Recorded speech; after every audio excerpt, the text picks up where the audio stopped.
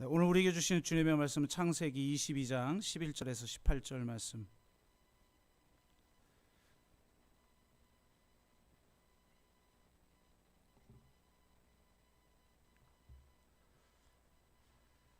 네, 오늘 우리에게 주시는 주님의 말씀은 창세기 22장 11절에서 18절까지의 말씀입니다. 조금 길지만 함께 읽도록 하겠습니다. 같이 읽습니다. 여호와의 사자가 하늘에서부터 그를 불러 이르시되 아브라함아 아브라함아 하시는지라. 아브라함이 이르되 내가 여기 있나이다 하매 사자가 이르시되 그 아이에게 내 손을 대지 말라. 그에게 아무 일도 하지 말라. 내가 내 아들 내 독자까지도 내게 아끼지 아니하였으니 내가 이제야 내가 하나님을 경외하는 줄을 아노라. 아브라함이 눈을 들어 살펴본즉 한 수량이 뒤에 있는데 뿔이 숯불에 걸려 있는지라. 아브라함이 가서 그 수량을 가져다가 아들을 대신하여 번제로 드렸더라. 아브라함이 그 땅 이름을 여호와 이레라 하였으므로 오늘날까지 사람들이 이르기를 여호와의 산에서 준비되리라 하더라.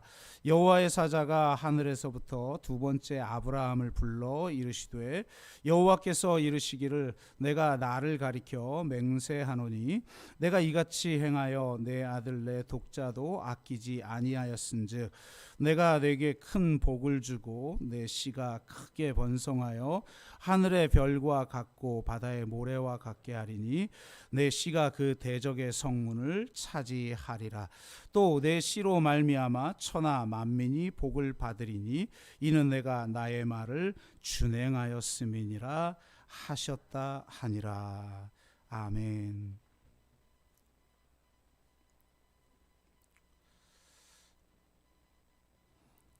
네, 괜히 광고를 세게 하고 나니까 마음이 거시기 하네요. 자, 어쨌든 하나님 말씀도 이제 전해야 하니까요. 이 아브라함의 이야기 중에 22장의 말씀이 최고 절정의 말씀이죠. 믿음의 조상 아브라함의 이야기는 아브라함의 인생 중 특정한 어떤 한 이야기만이 아니라 그의 삶의 이야기 전체를 통하여서 우리에게 믿음이 무엇인지 그리고 통전적인 영성이 무엇인지를 보여주고 있습니다. 한국 개신교는 믿음으로 의롭게 되었다는 구절이 나오는 창세기 15장만을 중요하게 여기지만 아브라함의 인생 전체가 하나님이 우리에게 원하시는 그런 신앙의 모습이라는 사실을 우리가 깨달아야 됩니다. 창세기 12장은 하나님의 부르심과 순종의 믿음을, 15장은 불가능한 것처럼 보이는 하나님의 약속에 대한 신뢰의 믿음을, 17장은 신뢰를 바탕으로 하는 헌신과 충성의 믿음을, 18장은 낯선 자에 대한 환대가 구원의 기준임을 보여주고 이제 22장에서 가장 중요한 믿음의 본질이 무엇인지를 우리에게 보여주고 있습니다. 15장만이 아니라 이처럼 12, 15, 17, 18, 22 이 장에서 이야기하는 아브라함의 인생의 전체 이야기가 바로 이 믿음의 본질이 무엇인지, 하나님이 우리에게 요구하시는 것이 무엇인지를 보여주는 것이죠. 그런데 참으로 난감하게도 이 창세기 22장에는 도무지 우리가 이해하고 당사자라면 받아들이기 어려운 그런 하나님의 요구로 이야기가 시작이 됩니다. 잘 아시는 것처럼 하나님은 아브라함에게 사랑하는 독자 이삭을 바치라는 정말 말도 안 되는 명령을 하십니다. 자녀를 바치는 이방 제사를 철저하게 금지하셨던 하나님이 어떻게 이런 요구를 하셨을까요? 이런 말도 안 되는 요구의 목적만큼은 성경이 분명하게 이야기하고 있는데요. 1절에 보면 시험하시려고 라고 말하고 있습니다. 성경에서 시험으로 번역된 단어는 두 가지의 의미가 있다고 말씀을 드렸죠. 하나는 temptation, 유혹이죠. 다른 하나는 테스트입니다. 우리를 연단하기 위한 하나의 테스트, 그런 의미가 있는데요. 하나님이 시험하셨을 때는 첫 번째 의미가 아니라 두 번째 의미죠. 야고보서 1장 13절은 이렇게 말합니다. 사람이 시험을 받을 때에 내가 하나님께 시험을 받는다 하지 말지니 하나님은 악에게 시험을 받지도 아니하시고 친히 아무도 시험하지 아니하시느니라. 사단은 우리를 쓰러뜨리려고 유혹하지만 하나님은 우리를 연단하시려고 시험하심을 알 수가 있습니다. 하지만 그 시험이라는 것이 때로는 너무 가혹하게 여겨질 때가 있죠. 그래서 키에로 케고르는 이렇게 말합니다. 하나님은 우리를 너무나 사랑하신다. 그런데 때로는 손으로 사랑하지 않으시고 발로 사랑하신다. 손으로 쓰다듬기만 하시면 좋겠는데 때로는 발로 걷어차는 것처럼 느껴지는 그런 사랑을, 아주 거친 사랑을 하시는 분이라는 겁니다. 그러면 도대체 어떤 신앙을 갖추게 하시려고 이렇게 시험하시는 걸까요? 이삭의 결박을 뜻하는 아케다 이츠하크를 줄여서 유대인들은 아케다라고 22장의 사건을 칭합니다. 이 아케다 사건을 통해서 아브라함뿐만 아니라 믿는 우리를 향해 하나님이 어떤 신앙을 갖기를 원하시는지를 좀 돌아보고 과연 우리는 한 해 동안에 그렇게 살았는지, 그리고 내년에는 우리가 어떻게 살아야 하는지에 대해서 점검해보고 또 결단하는 그런 시간을 갖기를 원합니다. 물론 이 아브라함이 아주 중요하죠. 그래서 아브라함의 신앙에 대해서 주로 나누겠지만 전통 기독교는 이 이삭에도 주목했습니다. 그래서 아예 이삭의 결박이라는 뜻을 가진 아케다라고 이 사건을 칭했죠. 특히 기독교는 이 이삭의 결박, 이 아케다를 십자가로 이해를 했어요. 보시면 불과 나무는 있거니와 번제할 어린 양은 어디 있습니까? 라고 이삭이 아버지에게 물었어요. 그래서 아브라함이 대답을 하는데 그 대답이 깨름직하죠. 그리고 사실 자기 예상을 아버지가 실행을 할 거 아니에요. 그러면 여러분 생각해 보세요. 건장한 아들이 이 나이든 이제 죽을 날 얼마 앞두고 있는 그 아버지를 이기지 못하겠습니까? 자기를 결박해서 죽이려고 그러는데 그거 솔직히 못 맞겠어요? 우리 어머니 아버지들하고 제가 대화를 이렇게 해보면 아이들 사춘기 때 아주 열받는 이야기 굉장히 많이 하시는데 그 중에 가장 열받는 것 중에 하나는 이제 특히 어머니들이 남자 아이들 키우실 때 옛날처럼 야단치려고 그러면은 막 혹은 때리기라도 하려고 신용이라도 하면은 아이가 손목을 꽉 잡고 어머니 왜 이러세요? 이렇게 한마디 하면은 이게 진짜 이게 역전되는 순간이죠. 아이들의 사춘기는 이제 이전의 관계가 역전되는 과정 아닙니까? 그럴 때 막 자괴감도 느껴지고 죽여 살려 뭐 이런 마음이 든다는 거 아닙니까? 그런데 하물며 자기를 지금 아버지가 죽이려고 그래요. 나이든 늙은이가 나를 죽이려고 하는데 여러분 그거 내가 저항하면 그거 못 맞겠어요? 그런데 놀랍게도 이삭은 순순히 받아들였다는 거예요.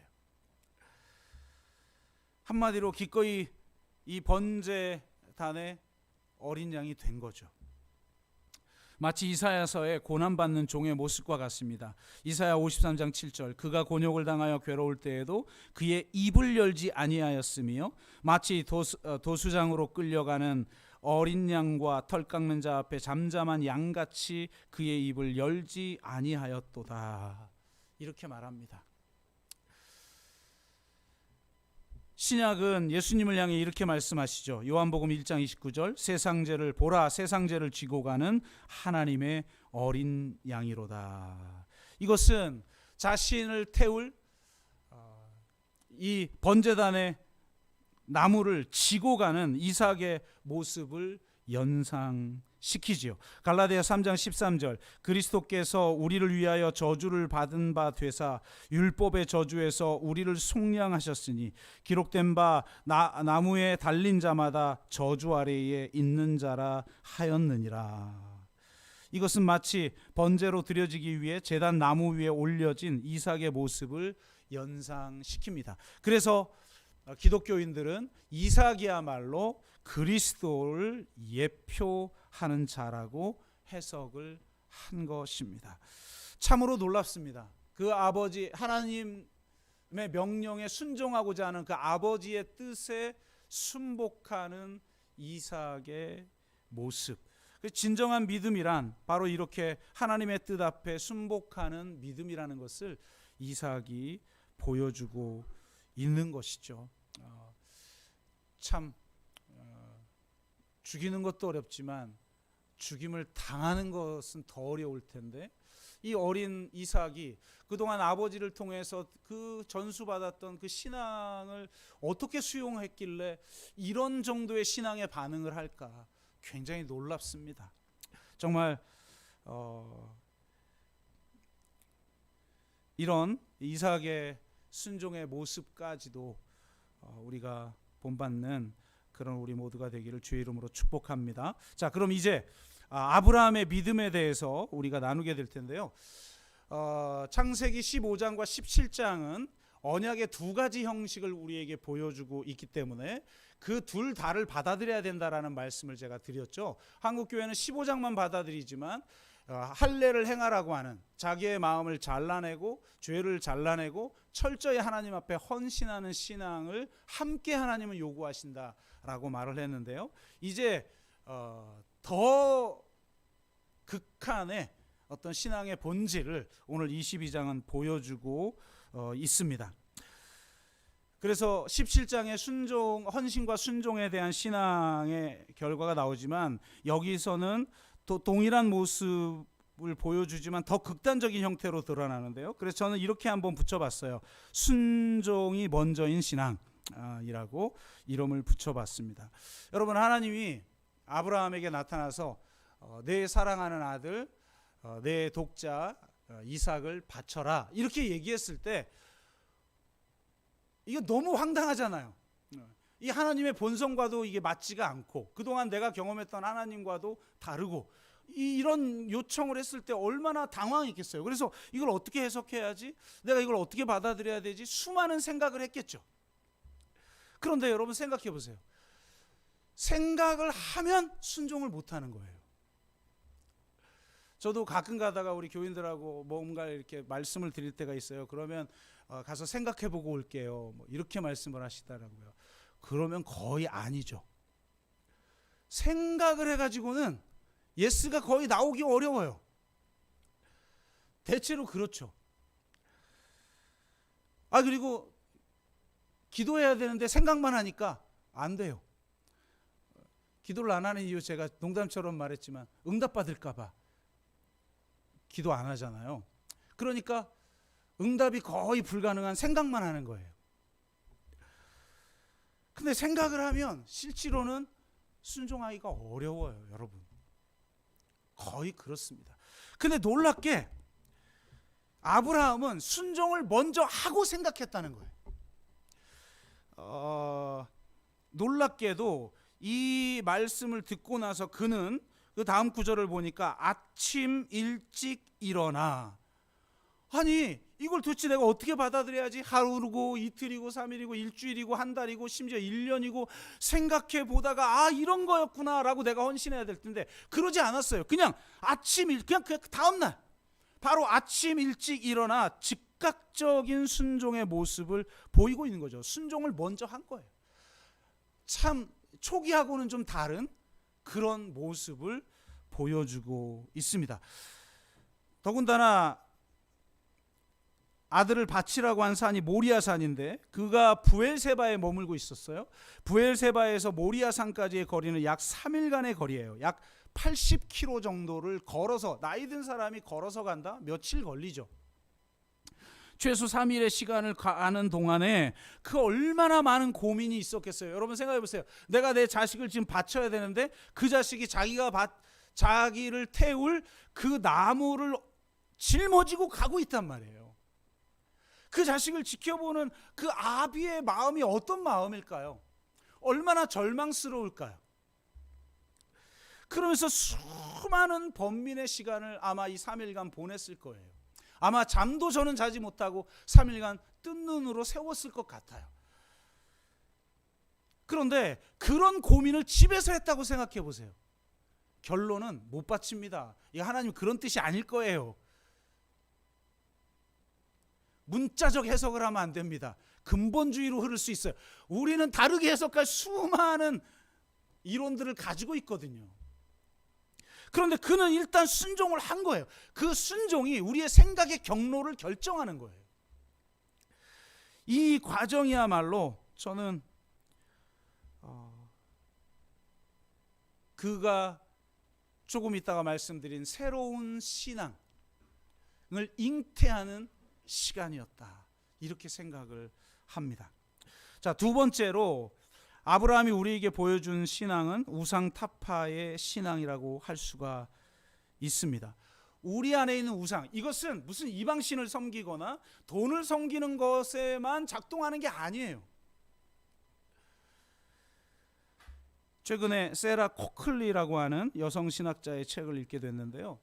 최근에 이 유명한 신학자들은 대부분 다 여성 신학자인 것 같아요. 이제 남성들의 시대는 갔고 여성의 시대가 오고 있는데 우리나라에 번역된 책이 많이 없어서 또 번역된 책 한 권을 읽어봤는데 이 아케다 사건에 대한 이야기를 하더라고요. 그는 이렇게 이야기를 합니다. 굉장히 중요한 지점을 우리에게 이야기하고 있다고 보는데요. 이 아케다 이야기의 핵심은 모든 인간적인 의미가 부서져 버린다는 점에 있습니다. 아케다 이야기는 인간이 붙들고 있는 하나님의 상을 깨트립니다. 우리 모두가 암묵적으로 갖고 있는 상식이라 믿는 것 속에 머물면서, 그러니까 어떻게 보면 우리가 아주 상식적인, 그냥 편안하게 별 부담 없이 그냥 가질 수 있는 하나님상, 그렇잖아요. 우리가 나름대로 합리적인 사고를 하는 사람이니까 신이라면 이럴 거야 라고 하는 상식적 수준의 어떤 하나님상을 가지고 있을 거 아닙니까? 그러니까 그 상식에 머물면서 하나님과 협상하려는 생각, 하나님과 흥정을 벌이려는 생각, 하나님을 조정하려는 생각을 부서뜨립니다.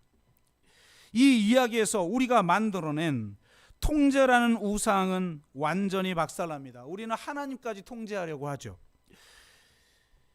아케다 이야기는 우리가 삶에서 의미가 있다고 생각하는 모든 것을 완전히 부서뜨림으로써 저 우상에 맞섭니다. 우리는 자신이 만든 법을 어기시는 것처럼 보이는 하나님을 이해할 수 없습니다. 우리를 함정에 빠뜨린 뒤 우리를 갖고 노는 것만 같은 하나님을 이해할 수 없습니다. 이러한 하나님 앞에서 사랑과 정의에 대한 우리의 모든 관념은 뒤흔들립니다. 아케다 이야기는 우리가 옳다고 생각하는 하나님, 그렇게 우리가 만들어낸 하나님상을 찢거나 박살내 버립니다. 와우. 우리가 그동안 경험했던, 우리가 그냥 상식적으로 알고 있는 그 하나님의 상을 이 아케다 사건은 깨트린다는 거예요. 우리 인생에도 아케다를 경험하죠. 여러분, 아브라함만 경험했겠습니까? 이삭만 경험했겠습니까? 얼마나 많은 아케다의 경험들을 하게 됩니까? 그런데 바로 그 아케다의 과정은 바로 우리가 상식적인 수준에서 알고 있는 그 하나님상을 완전히 깨트려 버리고 있다.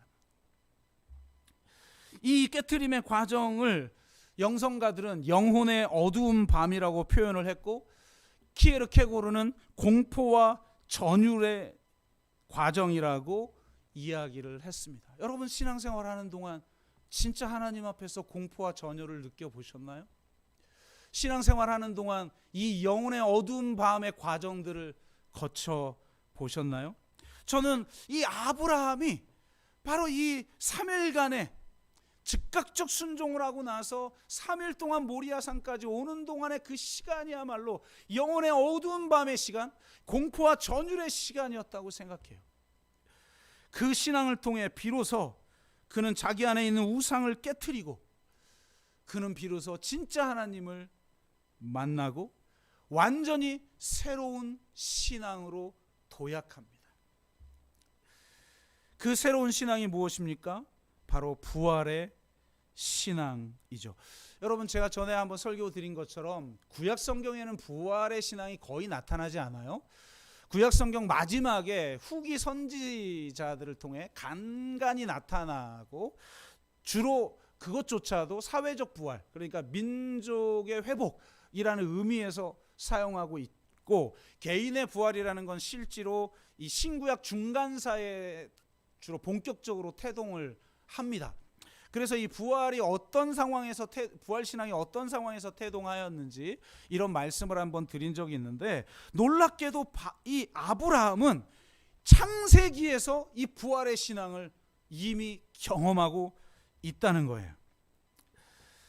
아브라함은 죽은 사라의 몸에서 이삭이 나오는 창조의 신앙, 없는 것을 있게 하시는 그 신앙을 이미 경험했기 때문에 이 아케다 사건을 통한 영혼의 이 어두운 밤의 과정을 통해 부활 신앙으로까지 도약을 하고 있는 것을 볼 수가 있습니다. 하나님의 약속과 하나님의 명령이 충돌할 때 우리에게는 어떤 신앙이 필요할까요? 너의 씨를 통해서 큰 민족을 이루겠다고 하는 약속과 네 사랑하는 아들 이삭을 바치라는 명령이 서로 충돌하잖아요. 말이 안 되는 거예요. 모순되는 거예요. 그럼 우리는 둘 중에 하나를 선택할 수밖에 없죠. 하나님의 약속이 먼저였으니까 이 요구는 이건 말도 안 되는 요구일 거야. 내가 잘못 들었겠지. 그냥 편하게 없는 것으로 치부할 수 있어요. 혹은 이 명령에 순종하느라고 하나님의 약속에 대한 신뢰까지 상실해버린 거예요. 내가 순종을 하겠으나 당신을 신뢰할 수는 없습니다. 이렇게 돼버리죠. 그러나 두 가지를 다 붙드는 방법이 있는데 그것이 바로 부활신앙이었다. 히브리서 11장 17절에서 19절은 그렇게 해석을 합니다. 아브라함은 시험을 받을 때에 믿음으로 이삭을 드렸으니 그는 약속들을 받은 자로 돼 그 외아들을 드렸느니라. 그에게 이미 말씀하시기를 내 자손이라 칭할 자는 이삭으로 말미암으리라 하셨으니 그가 하나님이 능히 이삭을 죽은 자 가운데서 달리 살리실 줄로 생각한지라. 비유컨대 그를 죽은 자 가운데에서 도로 받은 것이니라. 이렇게 성경은 이야기를 하고 있습니다. 참 기가 막힌 해석이죠. 하나님의 명령과 하나님의 약속이 충돌할 때 그 두 가지를 한꺼번에 붙들 수 있는 것이 바로 부활의 신앙이고, 아브라함은 이 신앙을 이 영혼의 어두운 밤의 과정, 공포와 전율의 과정을 통해서 키에르케고르가 말한 신앙의 도약을 경험한 것입니다. 그렇기에 정말 자식을 바치려고 했던 겁니다. 여러분, 신용만 했다면 하나님이 그 중심을 모르겠어요? 하나님 가지고 장난 안 치는지 모릅니까? 하나님이 진짜 죽이려고 했겠죠. 그런데 그는 함께 온 종들에게 이제 단 둘만 올라갑니다. 모리아산으로. 그 밑에서 이렇게 이야기를 해요. 내가 아들과 함께 돌아오리라. 그리고 불과 나무는 있거니와 번제할 어린 양은 어디 있습니까? 라고 할 때 아들에게 이렇게 대답해요. 내 아들아, 번제할 어린 양은 하나님이 자기를 위하여 친히 준비하시리라. 참으로 놀라운 고백이죠. 그래서 그가 아들을 정말 죽이려고 할 때 급하게 하나님의 천사가 와서 그를 말립니다. 이 아케다 사건의 성화들을 보면 진짜 아브라함이 자기 자식의 목에 칼을 들이대고 있는데 그 손목을 천사가 꽉 붙잡는 이런 장면으로 묘사를 해요. 거의 모든 성화가. 그러면서 말리고 나서 하나님이 이렇게 말하죠. 내 아들 내 독자를 아끼지 아니하였으니 이제야 내가 하나님을 경외하는 줄 아노라. 여러분, 하나님을 신뢰하는 것도 중요하지만 하나님을 경외하는 것이 신앙의 본질인 줄로 믿습니다. 여러분, 15장에서는 불가능할 것처럼 보이는데도 그걸 믿었어요, 아브라함이. 그러니까 그 믿음만을 보시고 하나님이 그를 의롭게 여겨주셔요. 그건 하나님이 긍휼의 하나님이기 때문에 그냥 여겨주신 것이죠. 그런데 놀랍게도 22장에서는 인정해 주세요. 와, 이거 얼마나 놀랐습니까? 여러분, 하나님이 그냥 여겨주시는, 여러분을 하나님의 자녀로 여겨주시는 정도가 아니라 여러분이 주님을 따르는 제자임을 인정하는 신앙을 가지시기를 주의 이름으로 축복합니다. 놀랍게 그가 하나님을 진짜 경외하는구나를 하나님이 인정해 줘요.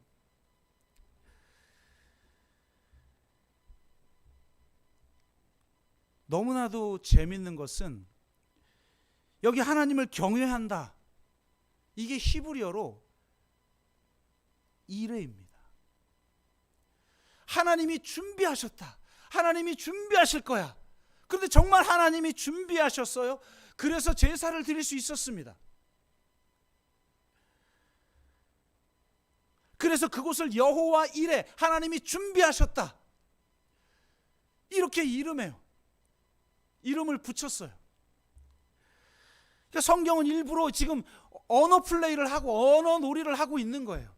진짜 하나님을 이레하는 자, 하나님을 경외하는 자, 그에게 하나님은 이레하시는 겁니다. 여호와의 이레 하나님을 경험하길 원합니까? 여호와의 이레를 경험하려면 여호와를 이레하셔야 합니다. 여호와를 경외하는 자에게 하나님은 준비해 주시는 것입니다. 이 아케다 사건은 본질이 뭐냐면 예배예요. 아브라함이 이렇게 말하죠. 내가 저기 가서 예배하고 함께 돌아올 거야.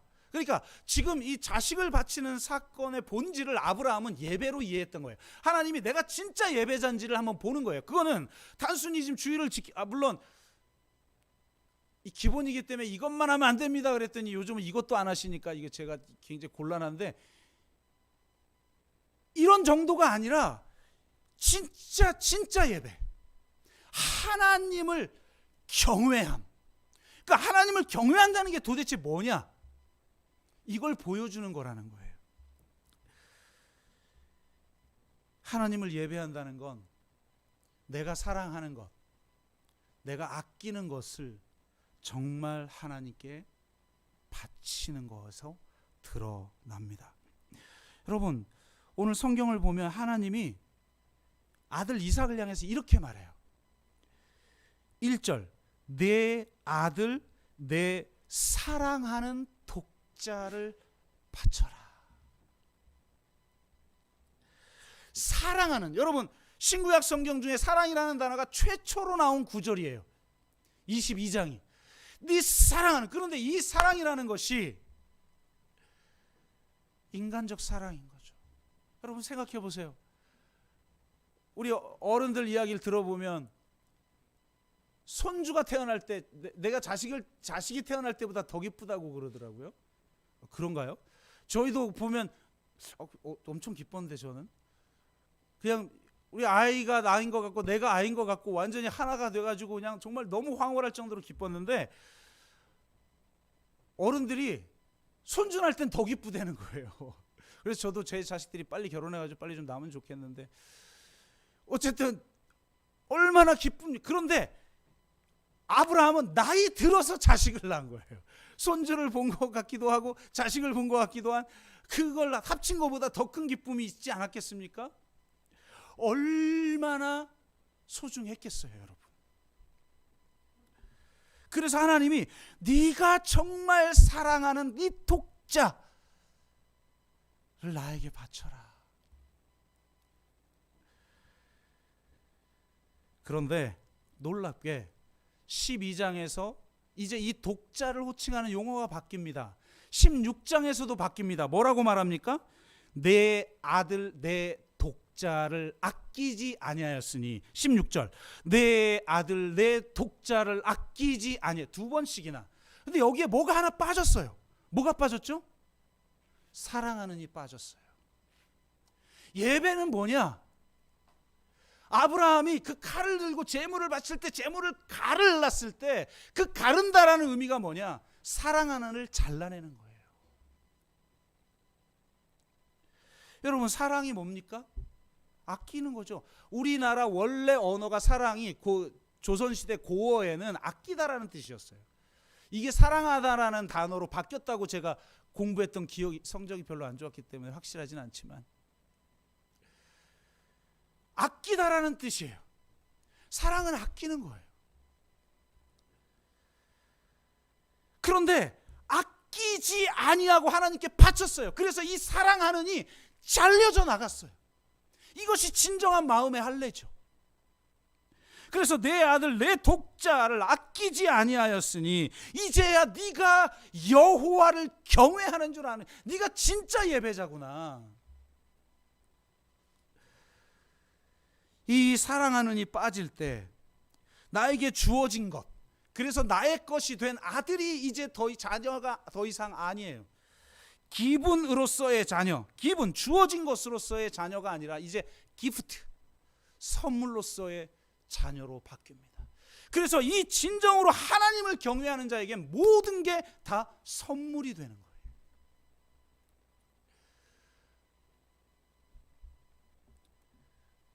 아케다 사건을 통해, 우리 인생의 아케다 사건을 통해 이런 모든 소유권들을 내려놓고 모든 것이 전적인 선물임을 인정하게 되는 것입니다. 율법은 보상과 소유를 이야기하지만 복음은 은혜와 선물을 이야기하는 것입니다. 우리가 십자가의 사랑을 통해서 비로소 모든 것이 선물임을 깨닫게 되는 거예요. 궁극적 선물을 경험함을 통해서.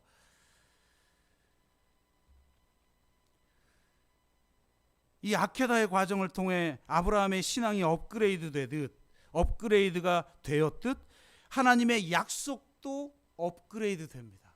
정말 놀라운데요. 17, 18절은 이렇게 말하죠. 내가 네게 큰 복을 주고 내 씨가 크게 번성하여 하늘의 별과 같고 바닷가의 모래와 같게 하리니 내 씨가 그 대적의 성문을 차지하리라. 또 내 씨로 말미암아 천하 만민이 복을 받으리니 이는 내가 나의 말을 준행하였음이라. 나의 이 말도 안 되는 요구 앞에서 자신 안에 있는 우상을 깨트리고 영혼의 어두운 밤을 견뎌내며 새로운 신앙의 도약을 통해서 자기가 사랑했던 그 아들까지도 아끼지 아니하며 하나님께 바칠 수 있는 신앙인이 되었으니 새로운 약속을 주시는 거예요.